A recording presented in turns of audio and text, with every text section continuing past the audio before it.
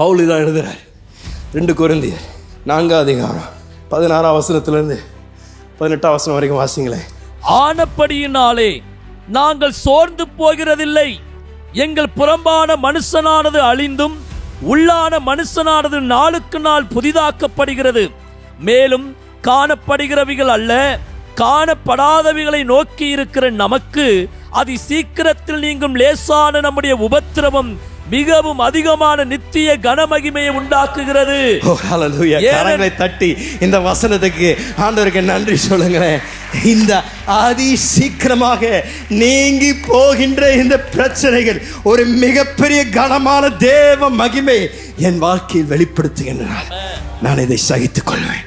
இது வழியாக நடக்க தேவன் எனக்கு கிருபையை தருவார்.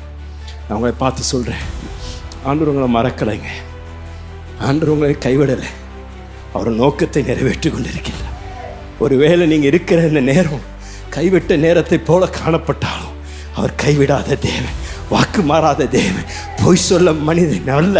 அவர் சொன்ன வார்த்தையை நிறைவேற்றுவார். ஐயா, இது எனக்கு இருக்கின்ற நிச்சயம். தேவன் சொன்னால் அதை செய்வார். வானமும் பூமியும் ஒளிந்து போனாலும் அவர் வார்த்தை என்றென்றைக்கும் நிலைத்திருக்கின்றபடியா நான் அதை உறுதியாக பிடித்துக் கொள்வேன். பள்ளத்தாக்கில் மத்தியிலும் அந்த வார்த்தை நான் பிடித்துக் கொள்வேன். தேவன் சொன்னார் என்றால் அதை செய்வார். ஐயா, அந்த வரட்டு விசுவாசம் வேணும் நமக்கு. தேவனை வாழ்க்கையில் அவர் நோக்கத்தை நிறைவேற்றுவார். அந்த மறக்கப்பட்ட நேரத்தில் நான் என்னை பார்த்து சொல்வேன், தேவனுடைய நோக்கம் நிச்சயம் நிறைவேறும். ஆண்டவர் சொன்னார் என்றால் அவருடைய சித்தத்தை தடுத்து நிறுத்த யாருக்கும் அதிகாரம் இல்லை. சொன்ன காரியங்களை தேவன் நிச்சயம் நிறைவேற்றுவார்.